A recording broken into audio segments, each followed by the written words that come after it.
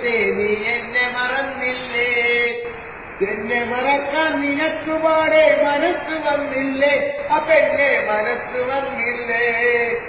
മഹാരാജ കോളേജിൽ നീയാജം വന്നപ്പോൾ, മഹാരാജ കോളേജിൽ നീയാജം വന്നപ്പോൾ. ഈ പാട്ട് നിങ്ങൾ ഓർക്കുന്നുണ്ടോ? ഈ പാട്ട് പാടിയ ചെറുപ്പക്കാരനെ നിങ്ങൾ ഓർക്കുന്നുണ്ടോ? ഇടുക്കിയിൽ വട്ടവട എന്ന് പറയുന്ന സ്ഥലം നിങ്ങളുടെ ഓർമ്മയിലുണ്ടോ? അവിടെ ഭൂപതി എന്ന് പറയുന്ന ഒരു സാധു സ്ത്രീയെ നിങ്ങൾ മറന്നുപോയില്ലേ? ഭൂപതി എന്ന് പറയുന്ന ആ സാധു സ്ത്രീയെ മറന്നാലും നാൻ പെറ്റ മകനെ എന്ന അവരുടെ അലമുറ ഇപ്പോഴും നമ്മുടെയൊക്കെ ഹൃദയത്തിൽ ഇങ്ങനെ വിറങ്ങലിച്ച് ഓർമ്മയായിട്ട് അവശേഷിക്കുന്നില്ലേ? മഹാരാജാസ് കോളേജിൽ SFIയുടെ പ്രവർത്തകനായിരുന്ന അഭിമന്യുവിൻ്റെ അമ്മ. അഭിമന്യുവിൻ്റെ അമ്മ ഇത്തവണയും പോളിംഗ് ബൂത്തിൽ പോയി ക്യൂ നിന്ന് വോട്ട് ചെയ്യും.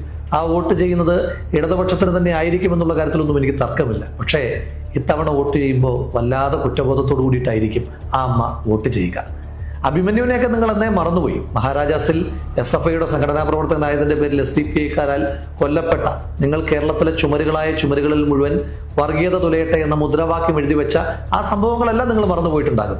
ആ മറന്നതിന് ശേഷം നിങ്ങളിപ്പോൾ നേമം മുതൽ വേങ്ങര വരെയും മങ്കട മുതൽ മഞ്ചേശ്വരം വരെയും തെരഞ്ഞെടുപ്പ് ധാരണ SDPIയുമായിട്ട് ഉണ്ടാക്കുമ്പോൾ നിങ്ങൾ എന്തെല്ലാം മറന്നുപോയാലും മായാതെ കിടക്കുന്ന വർഗീയത തുലയട്ടെ എന്ന മുദ്രാവാക്യങ്ങൾ, ആ മുദ്രാവാക്യങ്ങളുടെ മുകളിൽ വെള്ളയടിച്ച് നാൻ പറ്റ മകനെ മാപ്പ് എന്നെഴുതി വെച്ചിട്ടേ നിങ്ങൾ വോട്ട് പിടിക്കാൻ ഇറങ്ങാവുള്ളൂ എന്നൊരു അഭ്യർത്ഥനയാണ് CPMന്റെ നേതാക്കന്മാരോട് എനിക്ക് പറയാനായിട്ടുള്ളത്.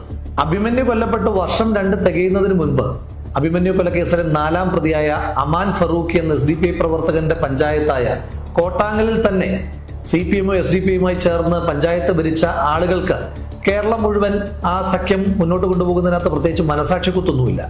ആ മനസാക്ഷിക്കുത്തൊന്നും മറയ്ക്കാൻ കേരളത്തിന്റെ മുഖ്യമന്ത്രി ശ്രീ വിജയൻ ഇന്ന് പറഞ്ഞത് പാലക്കാട് നിങ്ങൾ ഒക്കെ ചങ്ങായിമാരായിരുന്നില്ലേ എന്ന്. പാലക്കാടിനെ പറ്റി പറയുമ്പോൾ പാലക്കാട് ആ ഉപതെരഞ്ഞെടുപ്പിൽ മത്സരിച്ച് പാലക്കാടിന്റെ ചരിത്രത്തിലെ ഏറ്റവും വലിയ ഭൂരിപക്ഷമായ 18,840 വോട്ടുകൾക്ക് വിജയിച്ച ആള് ഞാനാണ്. ശ്രീ വിജയനോടും വിജയനെ പിന്തുണയ്ക്കുന്ന സേനയോടും ഞാൻ വെല്ലുവിളിച്ചുകൊണ്ട് ചോദിക്കുന്നു, SDPIയുടെ വോട്ട് എനിക്ക് വേണമെന്ന് പറയുന്ന ഒരൊറ്റ വീഡിയോ, ഏതെങ്കിലും ഒരു ബൈറ്റ് നിങ്ങൾക്ക് കാണിച്ചു തരാനുണ്ടോ? ഇന്നിപ്പോ ശിവൻകുട്ടിയെ പറ്റി SDPI നേതാക്കന്മാർ പറഞ്ഞത് ശിവൻകുട്ടി വോട്ട് ചോദിച്ചു എന്നാ. പാലക്കാട് അടക്കമുള്ള ഏതെങ്കിലും ഒരു SDPI നേതാവിനോട് ഞാൻ അവരോട് വോട്ട് ആവശ്യപ്പെട്ടതിന്റെ ഏതെങ്കിലും തരത്തിലുള്ള ഒരു തെളിവ്, അത് ഡിജിറ്റൽ എവിഡൻസോ ഫിസിക്കൽ എവിഡൻസോ എന്തെങ്കിലും ഒരു തെളിവ് നിരത്താൻ നിങ്ങൾക്ക് കഴിയുമോ? ഇല്ല. എന്നോട് SDPIയുടെ വോട്ട് വേണമോ എന്ന് ചോദിച്ചപ്പോൾ ഞാൻ പറഞ്ഞത് SDPIയിൽ മാത്രം എന്തിനാണ് ലിമിറ്റ് ചെയ്യുന്നത്? വർഗീയമായി ചിന്തിക്കുകയെങ്കിലും ചെയ്യുന്ന ഒരൊറ്റ മനുഷ്യന്റെ പോലും വോട്ട് എനിക്ക് വേണ്ട എന്ന് പറഞ്ഞതിന്റെ കൂടി അംഗീകാരമായിട്ടാണ് പാലക്കാടിന്റെ മതേതര മണ്ണ് എന്നെ വലിയ വോട്ടിൽ വിജയിപ്പിച്ചതെന്നുള്ള ആത്മവിശ്വാസം എനിക്കുണ്ട്. മറിച്ച് നിങ്ങളുടെ ശിവൻകുട്ടി എന്താ പറഞ്ഞിട്ടുള്ളത്? ശ്രീ ശിവൻകുട്ടി പറഞ്ഞത് ഞാൻ കേൾപ്പിക്കാം.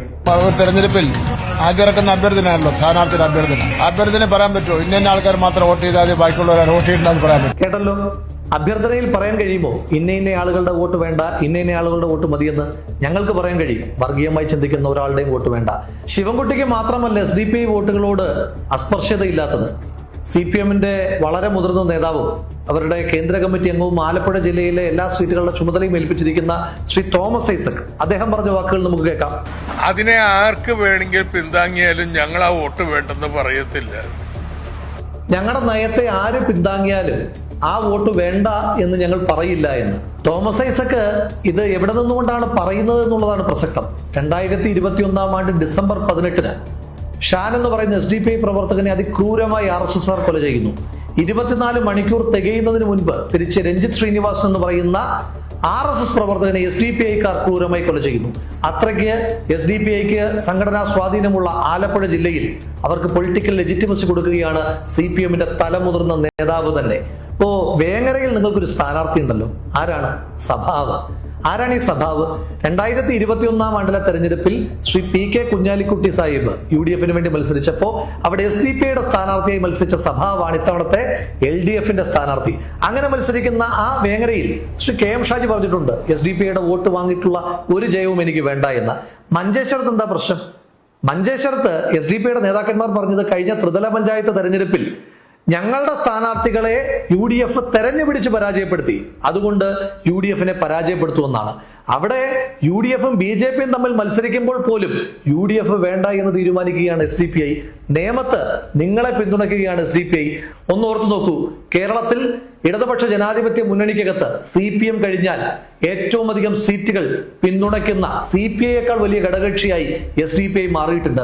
ആലപ്പുഴ ജില്ലയിലെ സീറ്റുകൾ, നേമം മുതൽ മഞ്ചേശ്വരം വരെയുള്ള മറ്റ് സീറ്റുകൾ, അങ്ങനെ നോക്കുമ്പോൾ CPI-യേക്കാൾ വലിയ ഇടതുപക്ഷത്തിന്റെ വോട്ട് ബാങ്ക് ആയിട്ടുള്ള ഘടകകക്ഷി SDPI ആണ്. ആ SDPI-യും RSS-നെയും എല്ലാം ചേർത്ത് പിടിച്ചുകൊണ്ട് എങ്ങനെയും ഒരു സർക്കാർ ഉണ്ടാക്കാൻ പറ്റുമോ എന്നുള്ള ശ്രമമാണ് പിണറായി വിജയന്റെ നേതൃത്വത്തിൽ നടത്തിക്കൊണ്ടിരിക്കുന്നത്. നിങ്ങൾ എന്തെല്ലാം മറന്നാലും എന്തെല്ലാം മായ്ക്കുവാൻ ശ്രമിച്ചാലും, ഞാൻ നേരത്തെ സൂചിപ്പിച്ചതുപോലെ വർഗീയത തുലയട്ടെ എന്ന ചുവരെഴുത്തുകൾ ഇപ്പോഴും കേരളത്തിന്റെ പലയിടത്തായിട്ട് കിടപ്പുണ്ട്.